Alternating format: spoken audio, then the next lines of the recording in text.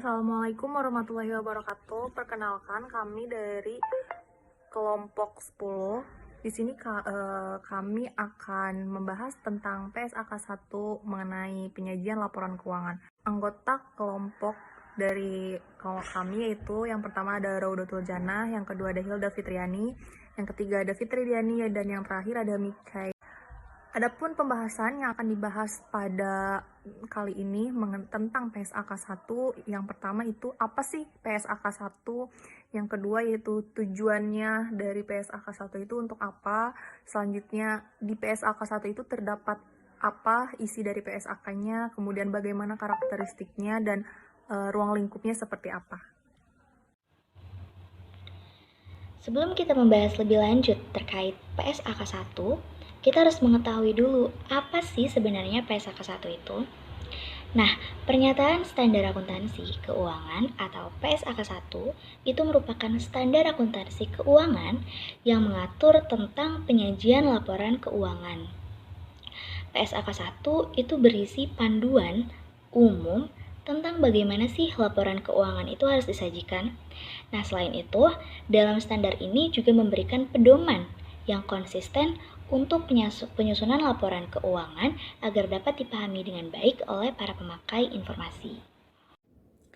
Nah, selanjutnya ada tujuan. Nah, di tujuan ini tuh sudah ditetapkan dasar untuk penyajian laporan keuangan. Nah, itu tuh bertujuan secara umum atau general purpose financial statement. Yang selanjutnya biasanya tuh disebut laporan keuangan. Nah, laporan keuangan ini tuh bertujuan agar dapat dibandingkan baik dengan laporan keuangan periode sebelumnya maupun laporan keuangan entitas lain. Karena dalam pernyataan tersebut itu mengatur mengenai persyaratan penyajian laporan keuangan, struktur laporan keuangan, dan persyaratan minimal isi laporan keuangan. Baik, di sini saya akan menjelaskan tentang ruang lingkup. Ruang lingkup atau batasan dari PSAK 1, yaitu entitas harus menerapkan pernyataan ini dalam penyusunan dan penyajian laporan keuangan bertujuan umum sesuai dengan SAK.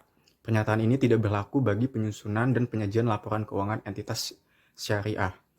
Lalu yang berikutnya ada SAK mengatur persyaratan pengakuan, pengukuran, dan pengungkapan transaksi spesifik dan peristiwa lain. Lalu yang berikutnya ada pernyataan ini tidak diterapkan pada struktur dan isi laporan keuangan interim ringkas yang disusun sesuai dengan PSAK 3 laporan keuangan interim, kecuali paragraf 15-35. Pernyataan ini diterapkan bagi seluruh entitas, termasuk entitas yang menyajikan laporan keuangan konsolidasian dan entitas yang menyajikan laporan keuangan tersendiri. Lalu yang berikutnya ada pernyataan ini menggunakan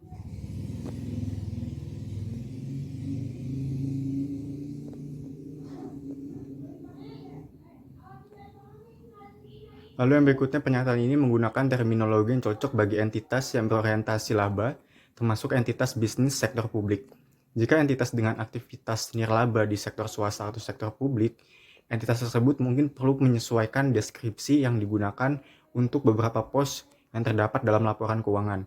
Serupa dengan hal tersebut, entitas yang tidak memiliki ekuitas seperti reksadana dan entitas yang modalnya bukan ekuitas seperti koperasi mungkin perlu menyesuaikan penyajian laporan keuangan ke. Materi selanjutnya yaitu tentang karakteristik dalam PSAK 1. Karakteristik dalam PSAK 1 yang pertama terdiri dari penyajian secara wajar dan kepatuhan terhadap SAK. Dalam PSAK 1 ini tercantum dalam poin 15 yang menyatakan bahwa laporan keuangan menyajikan secara wajar posisi keuangan, kinerja keuangan, dan arus kas entitas. Penyajian yang wajar menyatakan representasi tepat atas dampak dari transaksi, peristiwa lain, dan kondisi sesuai dengan definisi dan kriteria pengakuan aset, liabilitas, penghasilan, dan beban yang diatur dalam kerangka konseptual pelaporan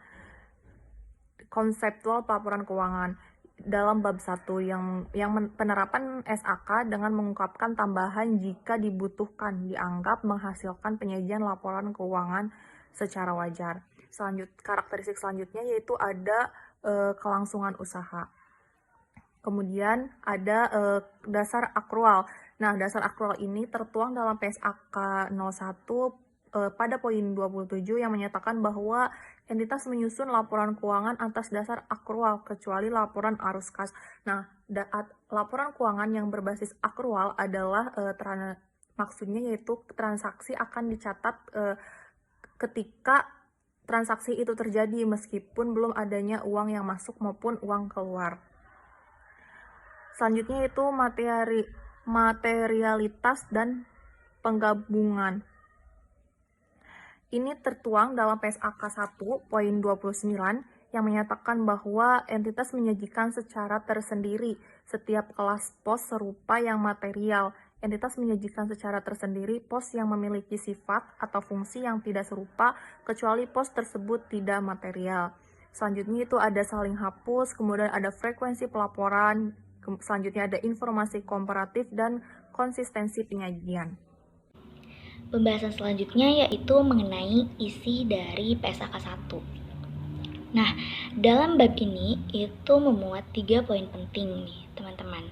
Dimana yang pertama, dalam bab ini, pernyataan ini mensyaratkan pengungkapan tertentu dalam laporan keuangan, seperti laporan posisi keuangan atau laporan laba rugi dan komprehensif lain, atau laporan perubahan ekuitas, dan juga mensyaratkan pengungkapan dari pos-pos lain, baik dalam laporan keuangan atau catatan atas laporan keuangan.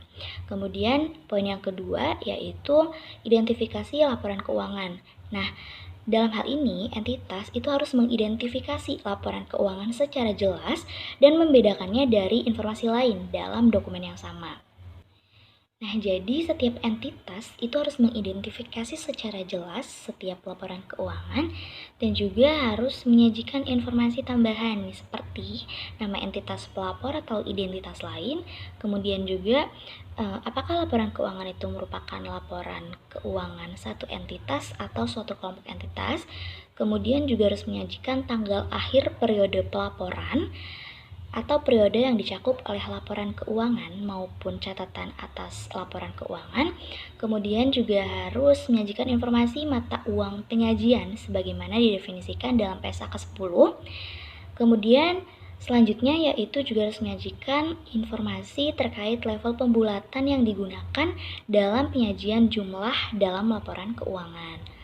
Nah, selanjutnya poin yang ketiga yaitu memuat informasi mengenai laporan keuangan seperti laporan posisi keuangan, kemudian juga laporan laba rugi atau komprehensif lain, selanjutnya perubahan ekuitas dan catatan atas laporan keuangan.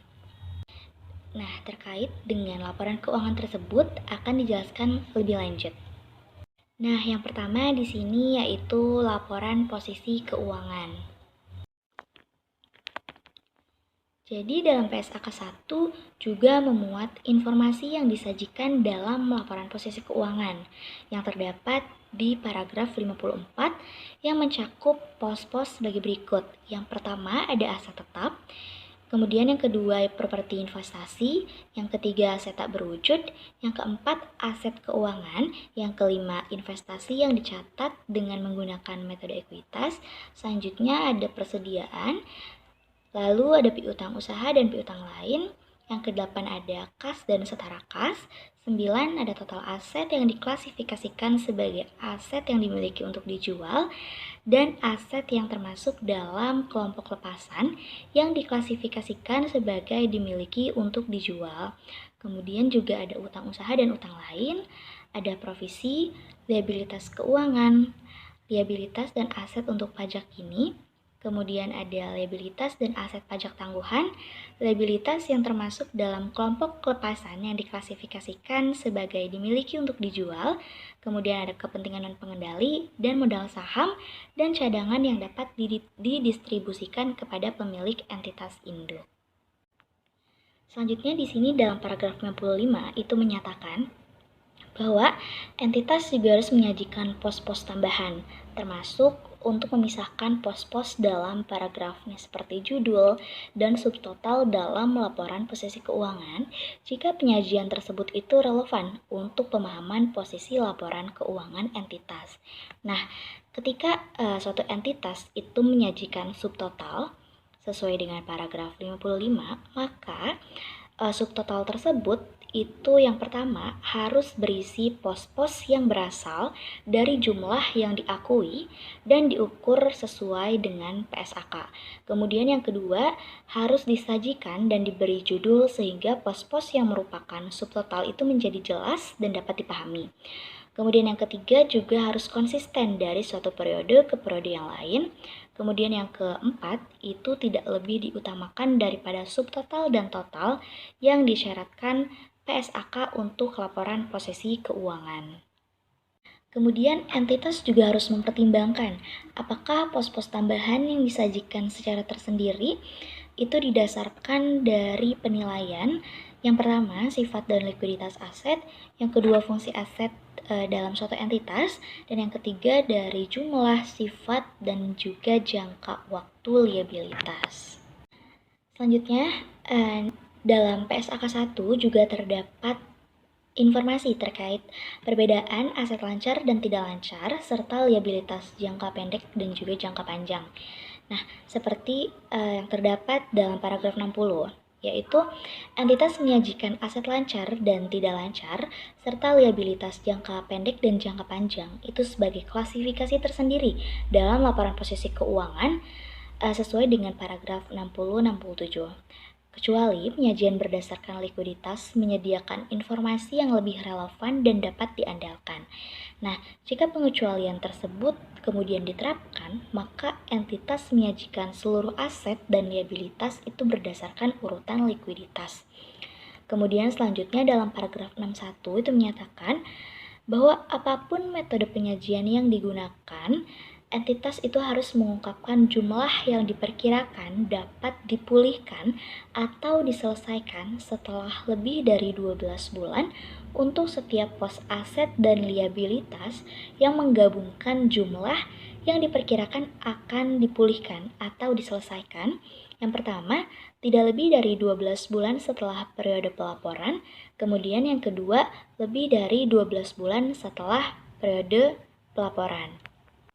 Nah, ketika suatu entitas itu menyediakan barang atau jasa dalam siklus operasi yang dapat diidentifikasi secara jelas, maka klasifikasi tersendiri atas aset lancar dan tidak lancar, serta liabilitas jangka pendek dan jangka panjang dalam laporan posisi keuangan itu memberikan informasi yang bermanfaat dengan membedakan aset neto yang digunakan dalam operasi entitas jangka panjang.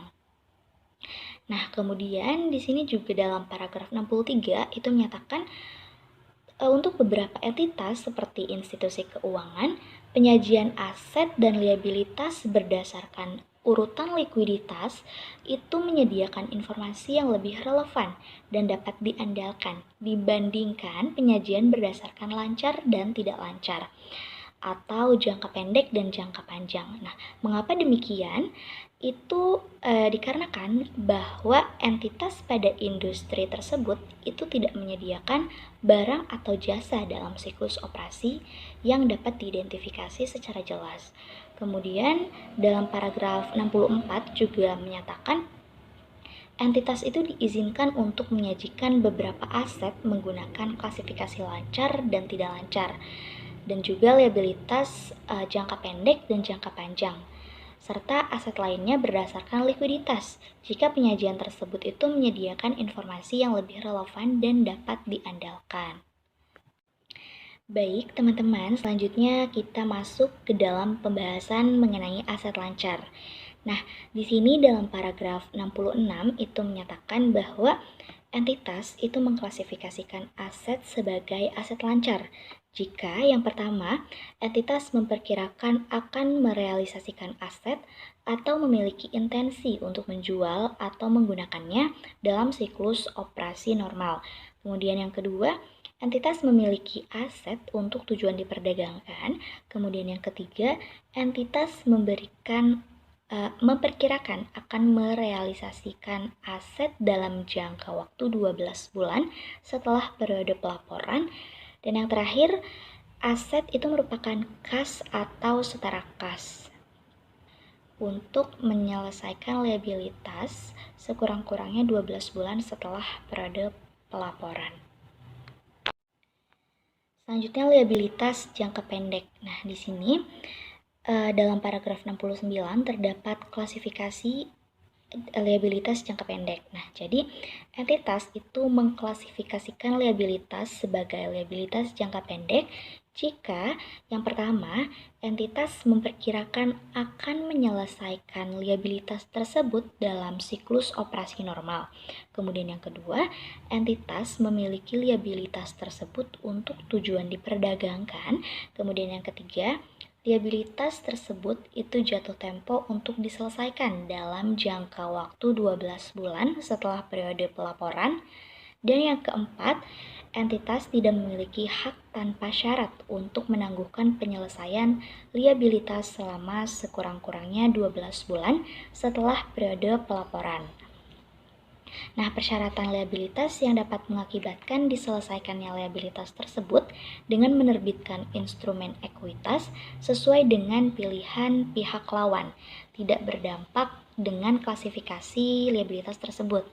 Nah, jadi entitas mengklasifikasikan liabilitas yang tidak termasuk dalam kriteria keempat di atas itu sebagai liabilitas jangka panjang.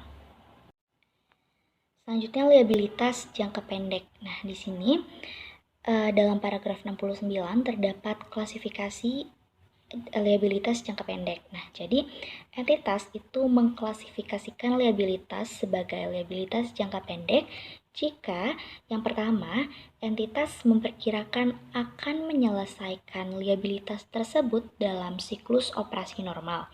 Kemudian yang kedua, entitas memiliki liabilitas tersebut untuk tujuan diperdagangkan. Kemudian yang ketiga, liabilitas tersebut itu jatuh tempo untuk diselesaikan dalam jangka waktu 12 bulan setelah periode pelaporan. Dan yang keempat, entitas tidak memiliki hak tanpa syarat untuk menangguhkan penyelesaian liabilitas selama sekurang-kurangnya 12 bulan setelah periode pelaporan. Nah, persyaratan liabilitas yang dapat mengakibatkan diselesaikannya liabilitas tersebut dengan menerbitkan instrumen ekuitas sesuai dengan pilihan pihak lawan, tidak berdampak dengan klasifikasi liabilitas tersebut. Nah, jadi entitas mengklasifikasikan liabilitas yang tidak termasuk dalam kriteria keempat di atas itu sebagai liabilitas jangka panjang.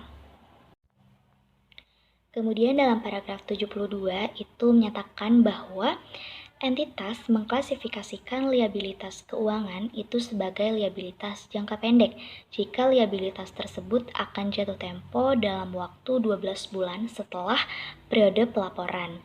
Meskipun yang pertama terdapat kesepakatan awal perjanjian pinjaman untuk jangka waktu lebih dari 12 bulan, kemudian yang kedua perjanjian untuk pembiayaan kembali atau penjadwalan kembali pembayaran atas jangka panjang telah diselesaikan setelah periode pelaporan dan sebelum laporan keuangan diotorisasi untuk terbit.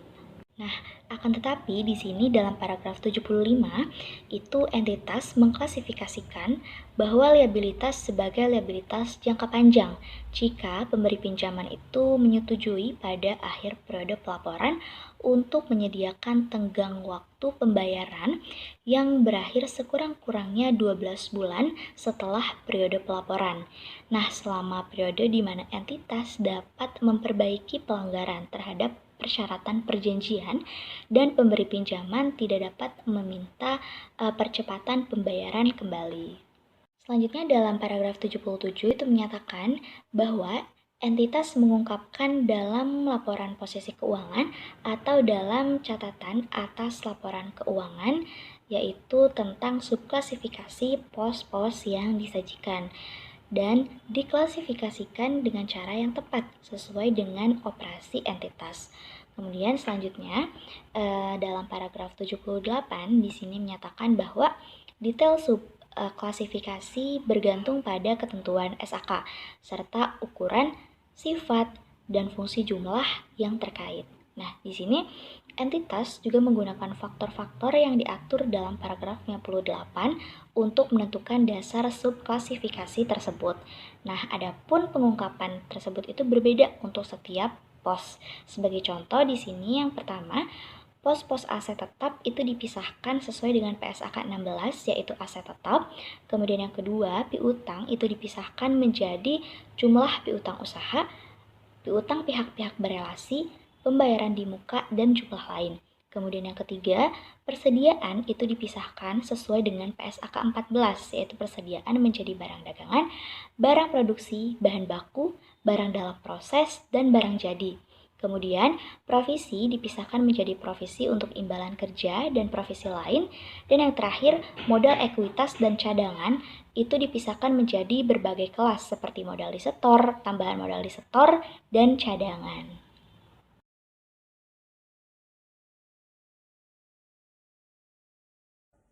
Isi lain dari PSAK 01 yaitu laporan laba rugi dan penghasilan komprehensif lainnya. Berdasarkan PSAK 01.81A menyatakan bahwa laporan laba rugi dan penghasilan komprehensif lain atau disebut juga sebagai laporan penghasilan komprehensif ialah laporan yang menyajikan sebagai tambahan atas bagian laba rugi dan penghasilan komprehensif lain yang terdiri dari seperti seperti laba rugi yang diterima oleh perusahaan, kemudian total penghasilan komprehensif lainnya, kemudian ada juga penghasilan komprehensif untuk periode berjalan, yaitu total laba atau rugi dan penghasilan komprehensif lain. Jadi apabila entitas menyajikan laporan laba rugi tersendiri, maka entitas tidak menyajikan bagian laba rugi dalam laporan yang menyajikan penghasilan komprehensif lain. Itu adalah salah satu notes atau salah satu catatan yang terdapat dalam PSAK 01. Sedangkan informasi yang disajikan dalam bagian penghasilan komprehensif lain terdiri dari yang pertama, pos-pos penghasilan komprehensif lain dalam arti selain jumlah yang tercantum dalam paragraf B yang diklasifikasikan berdasarkan sifat dan dikelompokkan sesuai SAK. Misalnya seperti ada tidak akan diklasifikasikan lebih lanjut ke laba rugi dan akan direklasifikasi lebih lanjut ke laba rugi ketika kondisi tertentu terpenuhi. Kemudian ada juga dari bagian penghasilan komprehensif lain atas entitas asosiasi dan ventura bersama yang dicatat menggunakan metode ekuitas. Hal ini perlu dipisahkan ke dalam bagian pos berdasarkan SAK, yaitu dipisahkan yang pertama tidak akan direklasifikasikan lebih lanjut ke laba rugi dan akan direklasifikasi lebih lanjut ke laba rugi ketika kondisi tertentu terpenuhi. Adapun informasi yang disajikan dalam bagian laba rugi atau laporan laba rugi dijelaskan pada PSAK 01 yaitu di poin 82 sebagai tambahan atas pos-pos yang disyaratkan oleh SAK. Bagian laba rugi atau laporan laba rugi mencakup pos-pos yang menyajikan jumlah berikut untuk periode seperti pendapatan, kemudian ada biaya keuangan, kemudian ada bagian laba rugi dari entitas asosiasi dan ventura bersama yang dicatat dengan menggunakan metode ekuitas.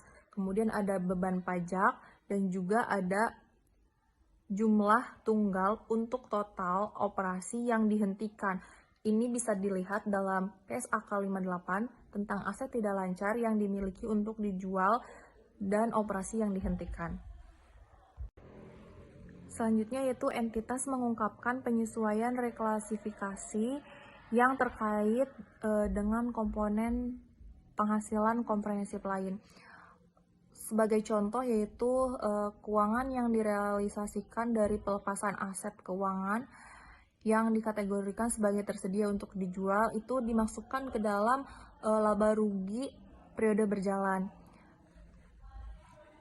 Jumlah tersebut mungkin telah diakui dalam penghasilan komprehensif lain sebagai keuntungan yang belum direalisasi pada periode berjalan atau periode sebelumnya. Di dalam PSAK 1 juga menyajikan tentang informasi apa yang harus disajikan dalam laporan laba rugi dan penghasilan komprehensif lain atau dalam catatan atas laporan keuangan. Yang pertama yaitu posisi ketika pos-pos penghasilan atau beban adalah material. entitas mengungkapkan sifat dan jumlahnya secara tersendiri, yaitu posisi yang dimaksud yaitu ketika penurunan persediaan menjadi nilai realisasi neto atau penurunan aset tetap menjadi jumlah terpulihkan dan pembalikan atas penurunan tersebut. Kemudian juga ada seperti ada pelepasan aset tetap, kemudian ada pelepasan investasi, operasi yang dihentikan, dan lain sebagainya. Selanjutnya yang kedua yaitu ada entitas menyajikan analisis beban yang diakui dalam laba rugi dengan menggunakan klasifikasi berdasarkan sifat atau fungsinya dalam entitas. Mana yang dapat menyediakan informasi yang andal dan lebih relevan. Jadi suatu entitas dapat memilih untuk mengakui laba ruginya itu dengan menggunakan klasifikasi yang berdasarkan sifatnya atau berdasarkan fungsinya.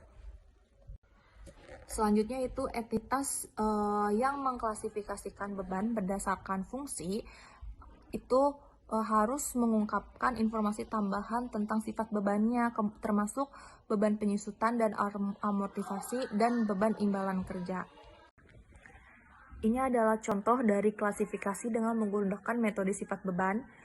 Bisa dilihat dari gambar berikut. Entitas menggabungkan beban dalam laba rugi berdasarkan sifatnya seperti penyusutan, pembelian bahan baku, biaya transportasi, dan lain sebagainya, dan tidak merealokasikan menurut berbagai fungsi dan entitas. Metode ini mungkin mudah diterapkan karena tidak membutuhkan adanya alokasi beban menurut klasifikasi fungsional. Selanjutnya ini adalah gambar klasifikasi berdasarkan metode fungsi beban. Metode fungsi beban atau biaya penjualan ialah dilakukan ketika entitas mengklasifikasikan beban sesuai dengan fungsinya sebagai bagian dari biaya penjualan atau sebagai contoh biaya aktivitas distribusi atau administratif. Sekurang-kurangnya, entitas harus mengungkapkan biaya penjualannya berdasarkan metode ini secara tersendiri dari beban lain. Nah, metode ini dapat menyediakan informasi yang lebih relevan kepada pengguna laporan keuangan dibandingkan dengan metode klasifikasi beban berdasarkan sifat. Tetapi pengalokasian biaya berdasarkan fungsi mungkin mensyaratkan pengalokasian secara arbiter dan pertimbangan matang.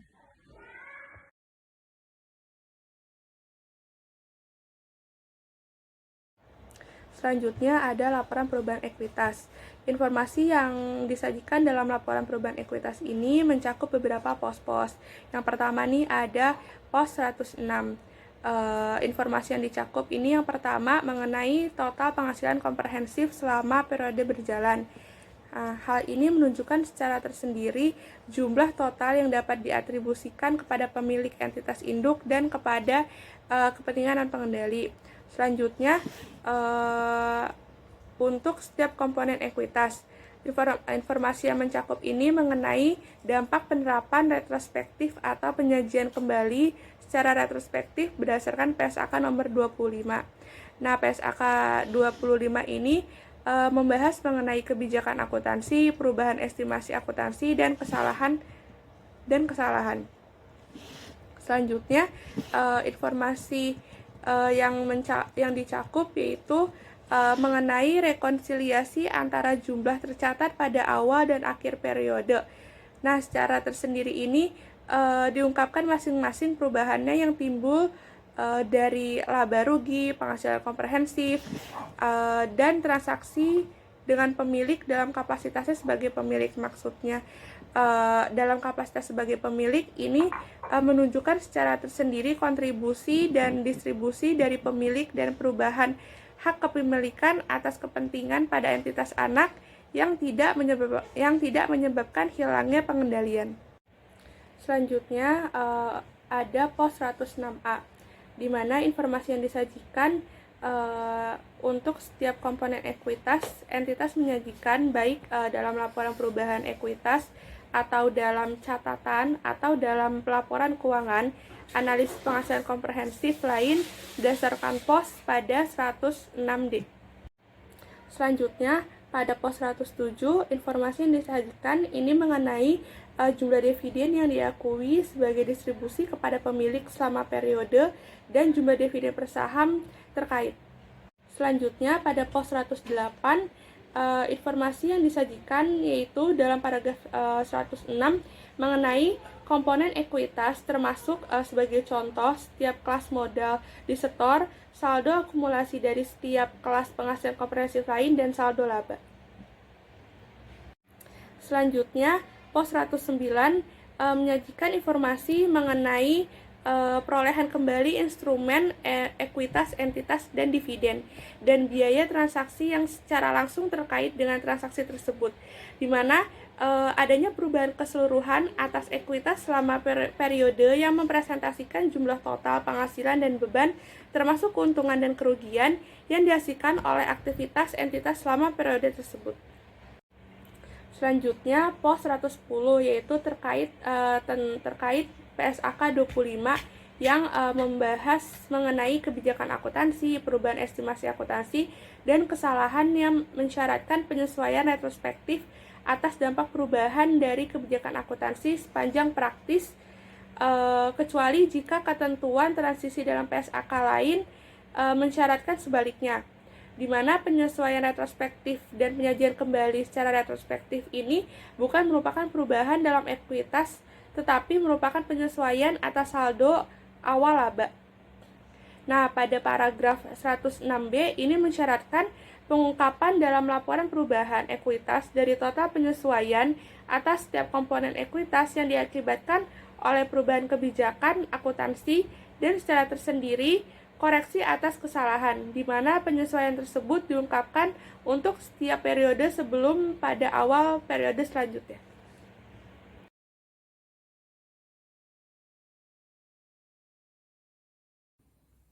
Baik, selanjutnya ada arus kas.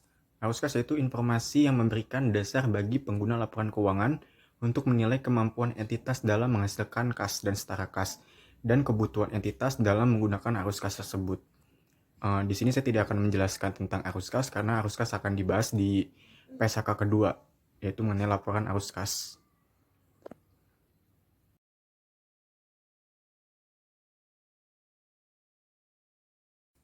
Berikutnya ada catatan atas laporan keuangan. Catatan atas laporan keuangan itu menyajikan informasi dasar penyusunan laporan keuangan dan kebijakan akuntansi, seperti dasar pengukuran, kebijakan yang relevan, dan asumsi dalam estimasi. Lalu yang berikutnya mengungkapkan informasi yang disyaratkan SAK yang tidak disajikan di bagian manapun dalam laporan keuangan. Lalu memberikan informasi yang tidak disajikan di bagian manapun dalam laporan keuangan, tetapi informasi tersebut relevan untuk memahami laporan keuangan. Contohnya, pengelolaan modal. Sepanjang praktis, penyajian catatan atas laporan keuangan dilakukan secara sistematis, seperti mengelompokkan informasi mengenai aktivitas operasi tertentu, lalu mengelompokkan informasi mengenai pos-pos yang diukur secara serupa, seperti aset yang diukur pada nilai wajar, lalu yang terakhir itu mengikuti urutan pos-pos dalam laporan laba rugi dan menghasilkan komprehensif lain dan laporan posisi keuangan. Lalu yang berikutnya itu ada pengungkapan kebijakan akuntansi. Yang pertama yaitu ada dasar pengukuran yang digunakan dalam menyusun laporan keuangan. Contohnya seperti biaya historis, biaya kini, nilai realisasi neto, nilai wajar, atau jumlah terpulihkan. Pernyataan tersebut penting karena dasar pengukuran yang digunakan dalam penyusunan laporan keuangan mempengaruhi analisis pengguna laporan keuangan secara signifikan. Lalu yang kedua yaitu ada kebijakan akuntansi lain yang diterapkan secara relevan untuk memahami laporan keuangan. Lalu yang berikutnya ada modal, yaitu entitas pengungkapan informasi yang memungkinkan pengguna laporan keuangan untuk mengevaluasi tujuan kebijakan dan proses entitas dalam mengelola modal. Informasi ini dapat didapat dari informasi kualitatif, kuantitatif, dan pemenuhan persyaratan modal.